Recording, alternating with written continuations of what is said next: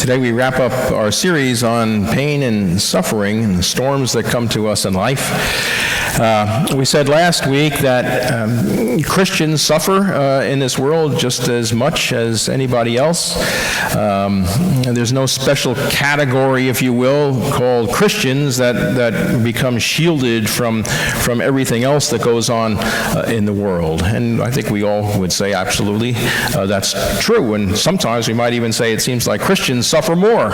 But, God makes the rain to fall on the just and the unjust as well.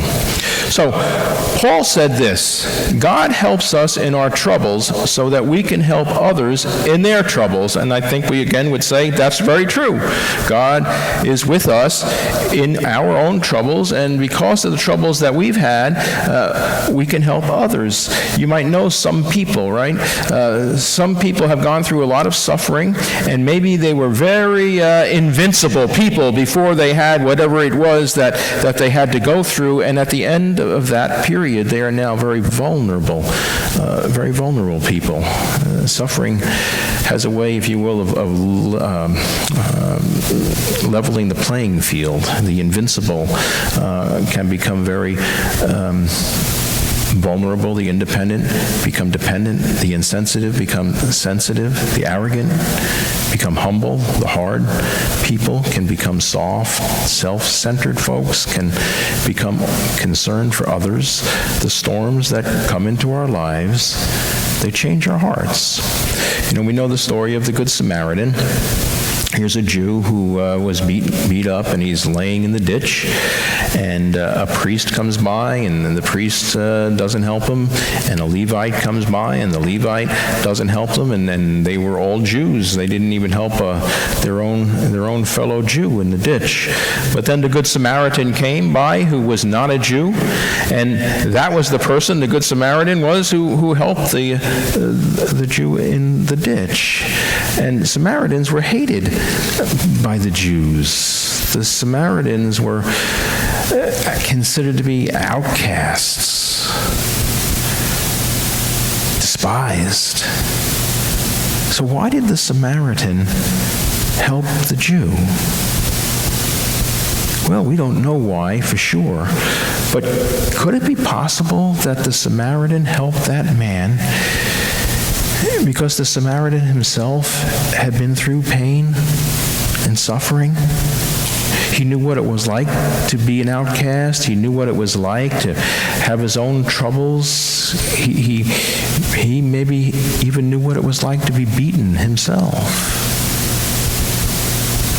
Sometimes people will say to me in the congregation, if you know somebody that's going through a real hard time, maybe emotionally or mentally, ask them to call me, because I've been through that.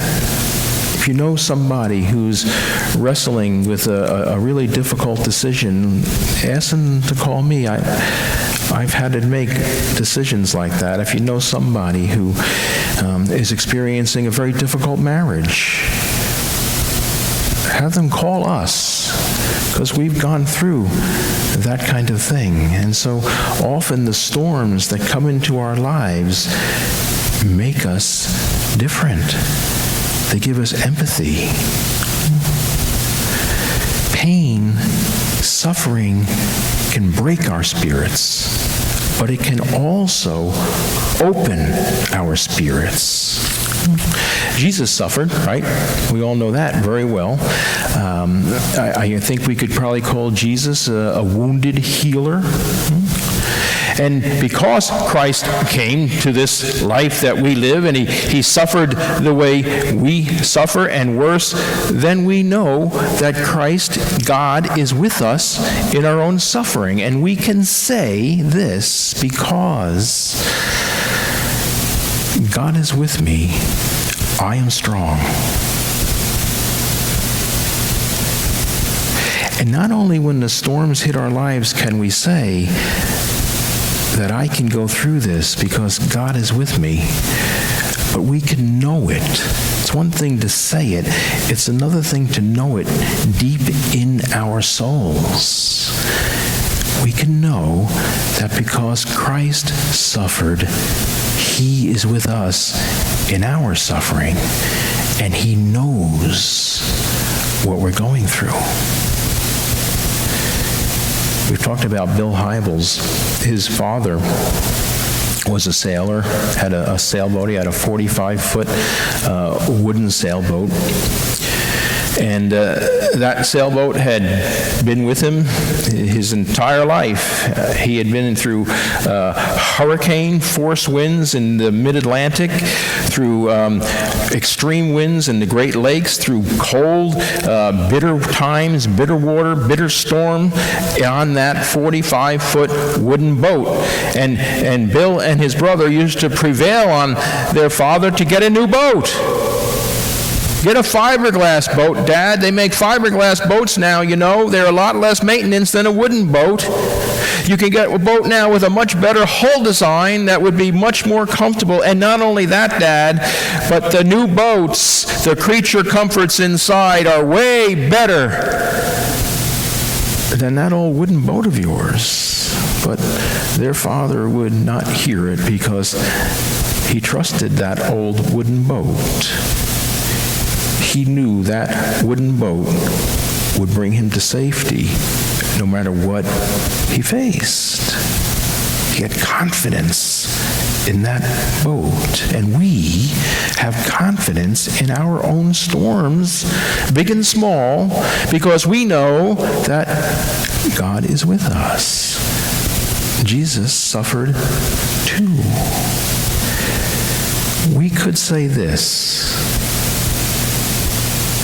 I will not be the first person whom God fails. I will not be the first person that God fails. How many people do you think that God has failed? Why in your pain? Why, when you need God the most, would he pick you out to fail? He will not. He never has. He never will. It takes storms in our lives to shape us, to change our character, and to give us confidence that when we say God is with us in our heads, we feel it. We know that it is real in our core. I will not be the first person that God fails. Let's stand and pray.